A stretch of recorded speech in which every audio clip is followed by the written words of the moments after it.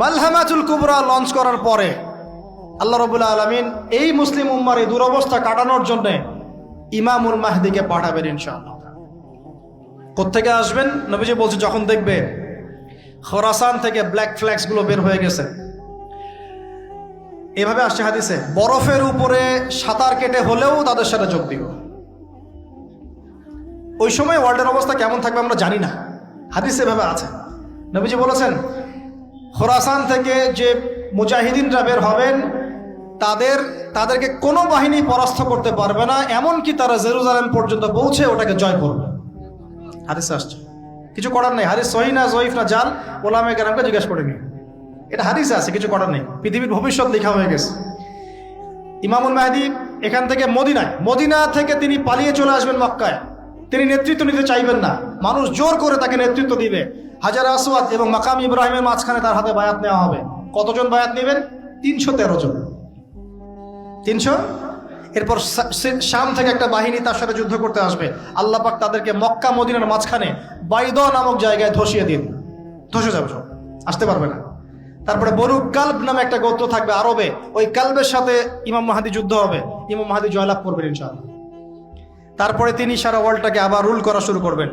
হাদিসে আসছে তিনি গুনে গুনে গনিমতের মাল দিবেন না, মুষ্টি ভরে ভরে মুসলমানদেরকে দান করবেন ইনশাআল্লাহ। তারপরে বের হবে মাসিহুদ দাজ্জাল মানুষের রূপে, ওই যে 4টা জায়গার কথা বললাম, সে বের হবে ইত্যাদি ইত্যাদি।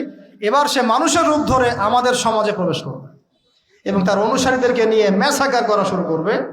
কিন্তু মুসলিমদের মধ্যে একটা বাহিনী শেষ পর্যন্ত তার সাথে যুদ্ধ করতে থাকবে। হতে হতে হতে হতে যখন মুসলিমরা একটু কোণঠাসা, আল্লাহ পাক পাঠাবেন আসমান থেকে ওই মাসিহকে, যে মাসিহকে তারা চিনতে পারে না। আর ওরা যাকে মাসিহ মনে করছে, তাহলে এই মাসিহটা কে? এ মিথ্যা মাসিহুদ দাজ্জাল।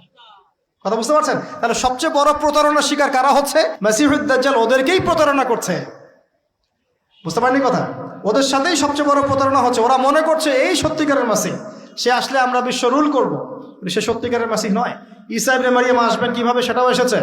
2 জন ফেরেশতার কাঁধে ভর দিয়ে তিনি নামবেন শাম অর্থাৎ সিরিয়ার দামেস্ক শহরের মধ্যে। কোন শহর? দামেস্ক। এই জায়গাগুলো খুব বরকতময়।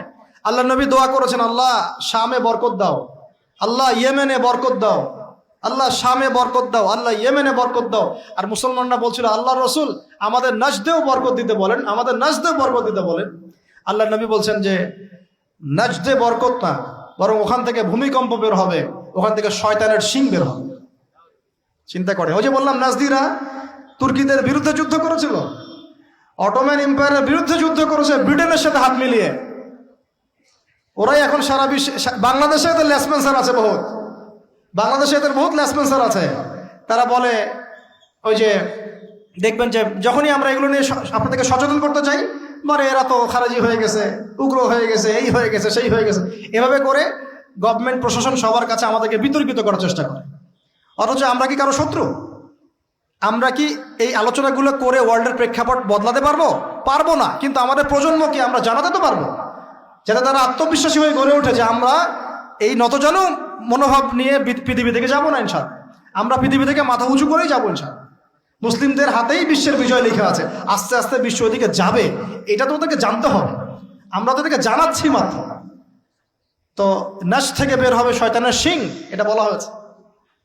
যাই হোক, এখন ঈসা ইবনে মারিয়াম আসবেন এই সিরিয়ার দামেস্ক। চুল দিয়ে টপ টপ করে পানি পড়তে থাকবে, মুক্তা ঝরছে এরকম পানি। তার নিঃশ্বাস যতদূর পর্যন্ত যাবে ততদূর পর্যন্ত কাফেরা মরতে থাকবে। সুবহানাল্লাহ। এমনকি তিনি খুঁজতে খুঁজতে দাজ্জাল পর্যন্ত আসবেন। দেখবেন যে মুসলিমদেরকে অবরুদ্ধ করে রাখা হয়েছে, বলবেন দরজা খুলে দাও, নামাজের ওয়াক্ত হবে, আজান দেওয়া হবে, ফজরের ওয়াক্ত। ভাই, আমরা যদি ফজর মিস করি, আমরা আসলে ওই বাহিনীতে যোগ দিতে পারবো না, বেঁচে থাকলেও জানি না আমরা অত বছর থাকবো কিনা পৃথিবীতে, আল্লাহই ভালো জানেন, এটা আমরা জানি না। কিন্তু এই বিজয়ে সুবহে সাদিকের সময় লেখা আছে, আজান হয়ে যাবে, ইমামুল মাহদী তাকে বলবেন ইমামতি করুন আপনি। ঈসা ইবনে মারিয়াম বলবেন না, এই উম্মতের জন্য ইমামতির অধিকার দেয়া হয়েছে। বলেন সুবহানাল্লাহ। তিনি ইমামতি করবেন না, বরং মুক্তাদি হবেন। দরজা খুলে দাও, নামাজ শেষে দরজা খুলে দেওয়া হবে। দাজ্জালকে খুঁজতে খুঁজতে খুঁজতে এই প্যালেস্টাইন, এই জেরুজালেমের বাবে লুদ নামক জায়গায় তিনি পৌঁছাবেন। সেখানে দেখবেন মাসিহুদ দাজ্জাল আছে। দাজ্জাল তাকে দেখার সাথে সাথেই লবণের মতো গলতে শুরু করবে, সেখানে তিনি তাকে হত্যা করবেন। তারপরে সেখান থেকে তিনি ইসলামী খেলাফা রিস্টোর করবেন, উর্বর হবে মাটি, সবুজ শ্যামল, বৃষ্টিপাত বেশি হবে, এগুলো হতে থাকবে। এর মাঝখানে আবার ইয়াজুজ মাজুজ বের হবে। ইয়াজুজ মাজুজ বের হওয়ার পরে পৃথিবী ম্যাসাকার করবে। তারা এমনভাবে পৃথিবীতে ম্যাসাকার করবে যে ঈসা আলাইহিস সালাম এবং তার অনুসারীরা তুর পাহাড়ে গিয়ে লুকাবেন, আত্মগোপন করবেন, এবং তাবারিয়া হ্রদের পানি তারা খেয়ে ফেলবে। পরের দল এসে বলবে কোনো এক সময় মনে হয় এখানে পানি ছিল, মানে পানি সব খেয়ে সাবার করে ফেলবে।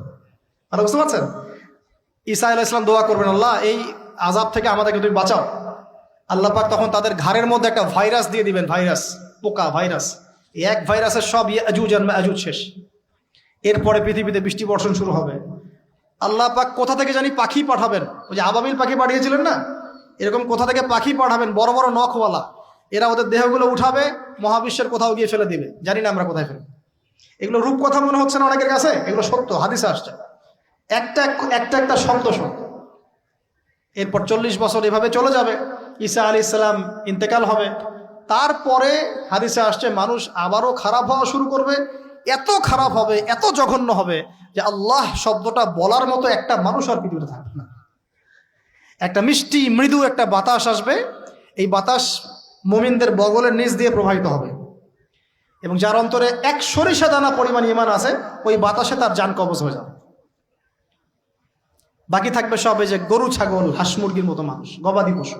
আল্লাহ বলার মতো মানুষ নাই, রাস্তা মোড়ে মোড়ে জেনা করবে। এটা আরো অনেক পরের কথা, অনেক পরের কথা। আমরা ওই যুগ দেখতেও চাই না, বাঁচতেও চাই না ওই যুগে, তাই না ভাই? আল্লাহ পাক বলছেন এরপরে, আল্লাহ রাসূল সাল্লাল্লাহু আলাইহি ওয়াসাল্লাম বলছেন এরপরে একদিন সকালে হঠাৎ করে দেখবে কেনা বেচা করতে করতে, কথা বলতে বলতে, পানি পান করতে করতে, খাবার খেতে খেতে এই যে পশ্চিম দিক থেকে সূর্য উঠে গেছে। তার মানে কি ওই দিন কিয়ামত হয়ে যাবে, এবং এটা এত ফাস্ট হবে, এত দ্রুত হবে। আল্লাহ রাসূল সাল্লাল্লাহু আলাইহি ওয়াসাল্লাম বলেছেন যে কেউ বাসায় ফিরে যাবে, আহাল পরিবারের সাথে একটা দেখা করবে, এই সুযোগ পাবে না। একদম ইনস্ট্যান্ট ডেথ। একটা বজ্রনীনাদ, প্রচন্ড মানে শব্দ, এটাতে বিকট একটা শব্দে পুরো মহাবিশ্ব তোলপাড় সৃষ্টি হয়ে যাবে, একদম শেষ। এই হলো সিঙ্গার প্রথম ফুক, শেষ, সব ডেট। এই যে আমাদের এত বাহাদুরি, এত কিছু সব শেষ, মানে পৃথিবী আস্তে আস্তে ওর শেষের দিকে যাচ্ছে।